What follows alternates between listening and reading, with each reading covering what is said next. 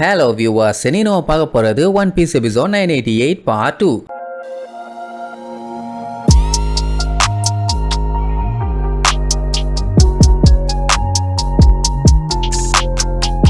Open பண்ணா கைடோ பாத்தீங்கன்னா வழக்கம் போல சரக்க நல்லா கல்ப்புன்னு வாயில எடுத்து ஊத்திக்கிட்டே இருக்கான். அவனுக்கு ஊத்தி குடுக்கறது யாருன்னு பார்த்தா அந்த பிளாக் மரியாங்கிறவன். நீ என்னமா இங்க பண்ணிட்டு இருக்க, என் முட்டாப்பையம்மா அவனை கண்டுபிடிக்க போலையான்னு கேட்டா அவன் என்ன சொல்லுவான், சுப்ரீம் கமாண்டரை பாத்துக்கிறத விட அது ஒன்னும் பெரிய வேலை இல்ல. அண்ட் இந்த வேலையை பண்ண அந்த முட்டாப்பாளுக்கு தான் கரெக்ட். எனக்கு அந்த டொபிரோப்போவா ஆகலாம் ஆசை இல்லை, அது ஒரு தொல்லை பிடிச்ச வேலை. அது வேணா எவன் ஆகணுமோ ஆகிட்டு போட்டோம், எனக்கு அதை பத்தி கவலையே இல்லை. அதனால தான் நான் இங்க இருக்கேன். உடனே கைடோக்கு சிரிப்பா வரும். இந்த ஃபெஸ்டிவல் டேவை கைடோ நல்லாவே என்ஜாய் பண்றான். இந்த டைமுங்கும் போது ஒரோச்சி அவன் கூட உட்கார்ந்து தான் சரக்கு அடிச்சுட்டு இருக்கான். எனக்கு என்ன ஒண்ணு புரியலன்னா, கைடோ எப்படி ஒரோச்சிய போய் இப்படி நம்பிட்டு இருக்கான்னு. அவன் எல்லாம் ஒரு ஆளே கிடையாது, 1 நம்பர் பயந்தாங்கோலி. அவன் ஒரு கத்துனாலே போதும் இவன் மிரண்டு ஓடிடுவான். அப்படி இருக்கும்போது எதுக்கு இவனை வச்சிருக்கான்னு தெரியல. ஆனா ஒண்ணு மட்டும் உறுதி, இந்த ஒரோச்சி வெறும் டம்மி தான். ஏதாச்சும் செட் ஆகலன்னு தெரிஞ்சதுன்னா ஒரே மிதியா மிதிச்சு கொண்டுருவான். அது தெரியாம குசுகி கிளான் மெம்பர்ஸ் 20 வருஷம் கழிச்சு பேய் அவன்தானுங்க. நான் அவனுங்களையே போட்டு தள்ளிட்டேன். அதனால இந்த டேவை நான் ஜாலியா செலிப்ரேட் பண்ண போறேன். இனிமேட்டு என்னைய யாராலையுமே தடுக்க முடியாது அப்படின்னு பயங்கர ஹாப்பி. அண்ட் எப்ப வேணாலும் அந்த காஞ்சிரோ இங்க வரலாம். அவன் பாத்தீங்கன்னா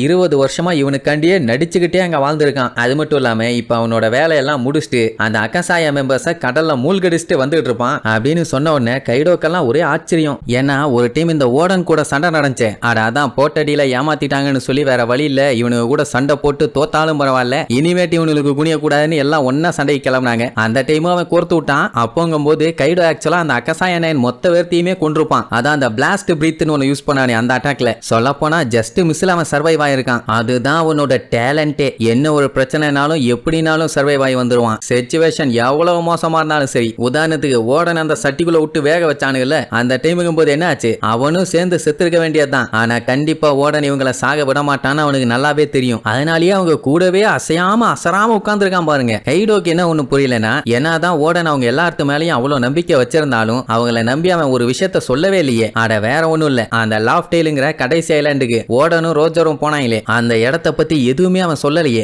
அதை தெரிஞ்சுக்கணும்னு தான் கைடோ விரியில இருக்கான். அந்த டைமுங்கும் போது அங்க ரைசோ வந்து உள்ள வந்துகிட்டு இருக்கான். காட்ஸுங்க எல்லாம் அவனை தடுக்க ட்ரை பண்றானுங்க. அவன் அசால்ட்டா எல்லாத்தையும் பொலந்து கட்டிட்டு, நான் ஒரோச்சி கிட்ட பேசணும், ஏன்னா நான் வந்ததே அவரை பார்க்க தான். அடுத்த ரூம் தான் அவங்க ரூம் போல. ஒரோச்சிக்கு அவனை பார்த்தோன்னு சந்தோஷம் தாங்க முடியல. இன்னும் ஆளுக்கு அவனை அட்டாக் பண்ண ரவுண்டு கட்டுவாங்களா, கைடோ பச்சையா திட்டுவான், லூசு பாயிலா. அவன் ஒரோச்சியோட ஆள்றான், அவனை உள்ள விடுங்க, யாராச்சும் கையை அவன் மேல வச்சீங்கன்னா தொலைச்சு தொலைச்சுப்பான். ஆக்சுவலா இந்த மேன்ஷன் வந்து ரொம்ப பெருசுங்கிறதுனால பயப்புள்ளைக்கு ரூட்டை கண்டுபிடிச்சு வர லேட் ஆயிருச்சு. அண்ட் அது மட்டும் இல்லாம வர வழியில ஒரு 2-3 பேர்த்த போட்டு தள்ளிட்டேன்னு வேற சொல்லுவானா. அதெல்லாம் ஒண்ணும் பஞ்சாயத்து இல்ல, நீ வந்துட்டு இல்ல அது போதும். அவன் ஏதோ கையில கொண்டு வந்திருக்க போலாமா, யாருன்னு பார்த்தா நம்ம மொமனசுக்கே. மூஞ்சு மொகரன்னு குத்துன்னு கண்டமணியை குத்தி இருக்கான் போல. மூஞ்சு பூரா வீங்கி ரத்தம் ஊத்துன்னு ஊத்துது. அந்த கத்திய பார்த்தால அதை எடுத்து ஏதோ ட்ரை பண்ணிருப்பான் போல, அதனால அடி வெளுத்திருக்கான். அதுக்குன்ட்டு ஒரு சின்ன பையனு கூட பார்க்காம இப்படியாடா அடிப்பே. இப்பதானே வந்திருக்கான் அந்த அக்கசாயனேன் தப்பிச்ச மேட்ரு, எல்லாருமே அங்க ஒண்ணு கூடிட்டாங்கிற மேட்ரு இதுக்கப்புறம் தானே உரோச்சிக்கிட்ட சொல்ல போறேன். சொன்னதுக்கு அப்புறம் தான் இருக்குது அவனுக்கு வீதி. அத்தாடி நம்ம போட்ட பிளான் மொத்தமா ஊத்திக்கிச்சேன்னு. அதே நேரம் சப்மரீன்ல நம்ம லாவோட டீம் அப்படியே பொறுமையா டிராவல் பண்ணி போயிட்டு இருக்காங்க. அவங்களால ஒழுங்கா கண்ட்ரோல் பண்ண முடியல, ஏன்னா அந்த இடத்தை சுத்தி வேர்ல் பூல் இருக்குது. அதுல மட்டும் இவங்க சிக்கிட்டாங்கன்னா உள்ள இழுத்து இவங்க மொத்த பேரும் செத்து போயிருவாங்க. லா என்ன சொல்லுவான், முடிஞ்ச அளவுக்கு ஸ்பீட்ல போங்க,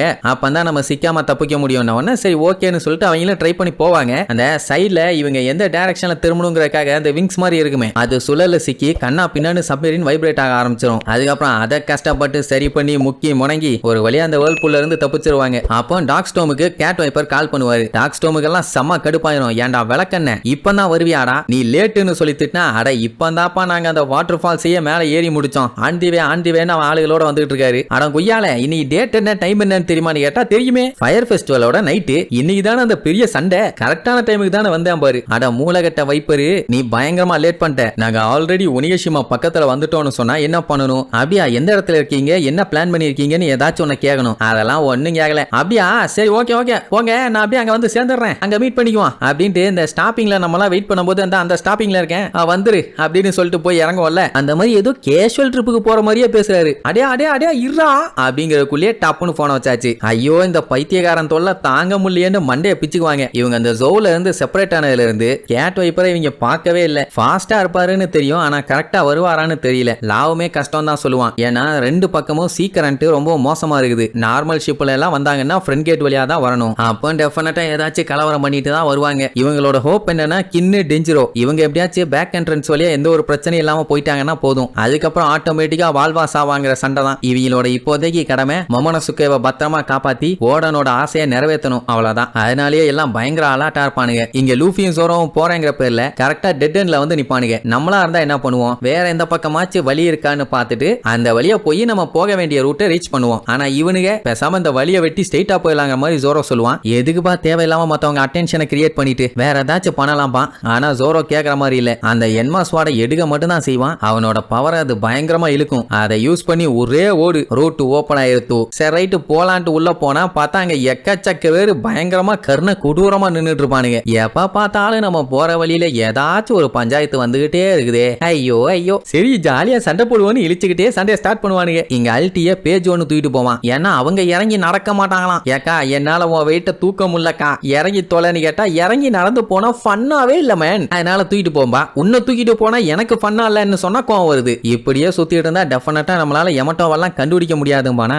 அவன் எப்படி போனா எனக்கு என்ன, நீ தூக்கிட்டு போடா அப்படின்ட்டு எமட்டோவையே கழுவி கழுவி ஊத்துவான். அப்ப பவர் கொஞ்சம் அதிகமா இருந்தா போதும், கைடோவையே அண்டாவை கழுவி அடிப்பாங்க போல. சரி இவங்க தேடுதெல்லாம் இப்படிதான் இருக்குது. அதே நேரம் இங்க நம்மளுங்க அந்த ரூம்ல இருந்த அத்தனை பேர்த்தையும் பொல்லந்து கட்டியாச்சு. லூஃபி அந்த கலர் ஆஃப் ஃபார்ம்ஸ்ங்கிற ஹாக்கி பவரை ட்ரெயின் பண்ணால அந்த யூங்கிற பவர் பெர்ஃபெக்ட்டா இருக்குதான்னு இங்கேயும் பிராக்டிஸ் பண்ணி பார்ப்பான். முன்னைக்கு எல்லாம் நல்லா தான் இருக்குது. சரி ரைட்டு மேல ஏறி போனா கைடோவை பாத்திரலாம் போலான்னு சொல்லிட்டு திரும்பும் போது மேல இருந்து ஒரு 4 பேர் அட்டாக் பண்ண வருவானுங்க. அதுக்கு அவனோட கான்கோரர் ஹாக்கியை யூஸ் பண்ணுவான். அங்கே மட்டை மறுபடியும் லெஃப்ட் ரைட்டுன்னு ஒரு கூட்டமே வரும். ஏன்னா அவனுக்கு எப்படியாச்சும் டொபிரோப்போ ஆகணும்னு ஆசை. அதனால இவனுல விடுற மாதிரி இல்ல. லூஃபி அதை நினைச்சலாம் கவலைப்பட மாட்டான். ஏன்னா அவனோட யூஓ பவரை பிராக்டிஸ் பண்ணணும்னு நினைச்சிட்டு இருந்தான். ஆட்டோமேட்டிக்கா ஆடு தானாவே கொண்டு வந்து தலையா கொடுக்குது. அப்புறம் என்ன கவலை, வாங்கலன்னு சொல்லிட்டு அவனுல போட்டு பொலன்னு பொல்லந்து கட்டிட்டு இருப்பான். சரி இதுக்கப்புறம் கைடோ கூட சண்டையை போட்டு அவன் மண்டையை எப்படி உடைச்சாங்கன்னு அடுத்தடுத்த எபிசோட்ல பார்க்கலாம். டாடா.